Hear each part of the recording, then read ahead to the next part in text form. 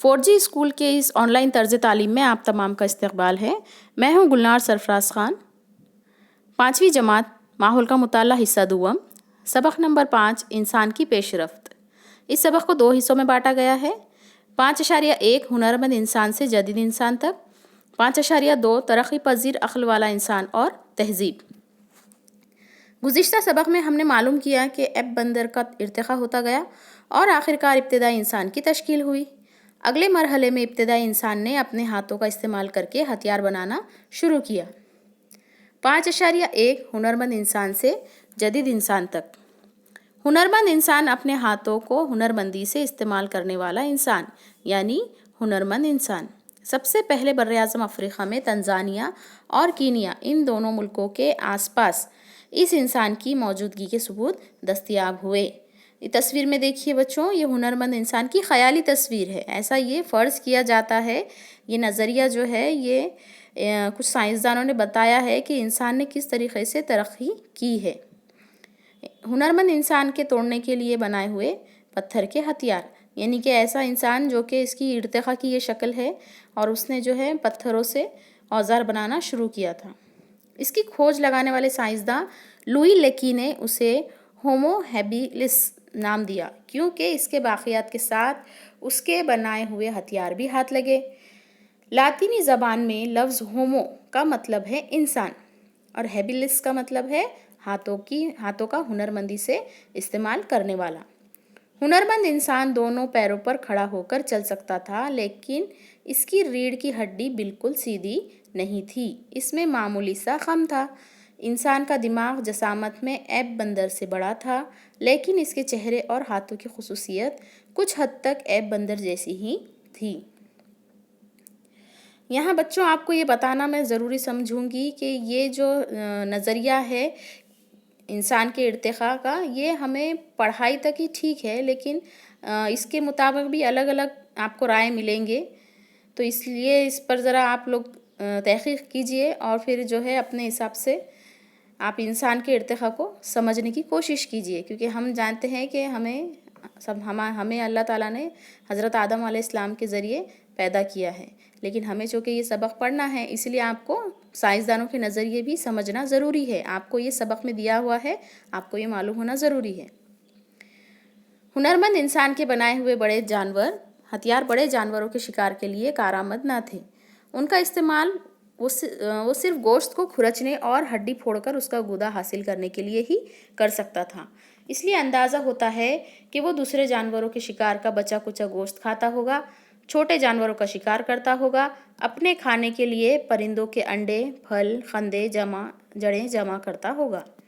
सीधी पुश्त वाला इंसान, पुश्त यानी पीठ। अब हमने देखा कि ये जो इंसान था हुनरमंद इंसान, इसकी जो रीढ़ की हड्डी थी वो थोड़ी झुकी हुई थी। अब इसमें तरक्की होती गई और फिर जो इसकी जो रीढ़ की हड्डी है वो सीधी हो गई। इंसान के इर्तिक़ा में एक अहम मरहला है सीधी पुश्त वाला इंसान। एरिकेट्स का मतलब है सीधा खड़ा होने वाला, इसीलिए इसे होमो एरिकेट्स नाम दिया गया। वो हुनरमंद इंसान के मुकाबले में ज़्यादा ज़हीन था और ग्रोह में रहता था। जंगल में लगी हुई आग को देखकर इंसान आग से आगाह हुआ। सीधी पुश्त वाले इंसान ने दरख्त की जलती हुई शाखें लाकर इसके इस्तेमाल का हुनर सीखा होगा। इसके ज़माने में ज़मीन का बड़ा हिस्सा बर्फीला था, इसलिए आबो हवा इंतहाई सर्द थी। इतने सर्द माहौल में ज़िंदा रहना इसके लिए मुमकिन ना हो सका, महज आग के इस्तेमाल की वजह से, लेकिन वो आग पैदा करने के हुनर से वाकिफ़ नहीं था। इसके हथियार भी साबिक़ा हथियारों के मुकाबले में बेहतर और सुडौल थे। वो दस्ती कुल्हाड़ी जैसे हथियार बनाता था। अफ्रीका, एशिया, यूरोप के बर्र-ए-आज़मों में सीधी पुश्त वाले इंसान के बाक़ियात और उनके साथ बनाए हुए हथियार दस्तयाब हुए हैं। ये देखिए सीधी पुश्त वाले इंसान की ख़याली तस्वीर है और अब इसने जो हथियार बनाए हैं उसमें भी जो है थोड़ी बहुत तब्दीली आई है और उसमें नुकीले हथियार उसने बनाना शुरू किया। ताकतवर इंसान के इर्तिक़ा में बेहतरी का एक और मरहला यानी ताकतवर इंसान। वो तनोमंद था। इसके बाक़ियात सबसे पहले मुल्क जर्मनी में नेंडरथल में दस्तयाब हुए। اس لیے اسے نینڈرتھل انسان کہا جاتا ہے۔ وہ سیدھی پشت والے انسان سے زیادہ ذہین تھا۔ طاقتور انسان خصوصاً غاروں میں رہتا تھا۔ وہ گول پتھر کو تراش کر اس کی نکالی گئی پرتوں کی مدد سے مختلف شکلوں کے ہتھیار بناتا تھا اور انہی لمبی ہڈیوں کو اور لکڑیوں کے ڈنڈوں پر بٹھا کر بھالا، کلہاڑی وغیرہ ہتھیار بناتا تھا۔ یہ دیکھیے طاقتور انسان کی تصویر دکھائی گئی ہے۔ وہ بڑے بڑے جانوروں کا شکار کرتا تھا۔ چمڑے میں لگے ہوئے گوشت کو کھرچ کر نکالنے کے لیے پتھر کی چھینی کا استعمال کرتا تھا۔ چمڑے کے کپڑے استعمال کرتا تھا۔ وہ خصوصاً گوشت خور تھا، یعنی اب انسان نے گوشت کھانا شروع کر دیا تھا کیونکہ وہ شکار سے واقف ہو چکا تھا۔ وہ آگ پر اناج کو بھون کر کھاتا تھا۔ سخت لکڑی والی شاخوں کو رگڑ کر یا چخماق کو ایک کے اوپر ایک پٹک کر نکلنے والی چنگاری سے آگ پیدا کرنے کا ہنر بھی اس نے سیکھ لیا تھا۔ چخماق ایک قسم کا پتھر ہوتا ہے جسے آپس میں رگڑنے پر چنگاری پیدا ہوتی ہے۔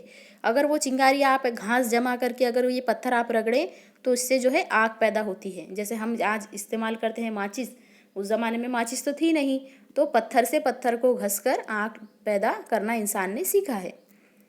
ممکن ہے اس نے تخلیقی ہنر میں بھی پیش رفت کی ہو۔ بعض سائنسدانوں کے خیال سے وہ فوری ضرورت کے تحت حلق سے آوازیں نکال کر اپنی بات دوسروں تک پہنچاتا ہوگا، لیکن یقین سے نہیں کہا جا سکتا کہ طاقتور انسان کے پاس اپنی بات کو الفاظ کے ذریعے ادا کرنے والا کوئی لسانی نظام موجود تھا یا نہیں۔ لسان یعنی زبان، یعنی کہ یہ تو اس کی طاقت کی ہم نے معلومات دیکھ لیے، لیکن ابھی یہ اس میں ثابت نہیں ہو سکا ہے کہ یہ انسان بات کرتا تھا یا نہیں، یعنی اس کی زبان ابھی ترقی پذیر ہوئی تھی یا نہیں۔ اس سبق کا دوسرا پارٹ دیکھنے کے لیے ہمارے اس چینل 4G اسکول کو سبسکرائب کیجئے اور اس ویڈیو کو لائک کیجئے اور اپنی پڑھائی اپنے گھر پر جاری رکھیے۔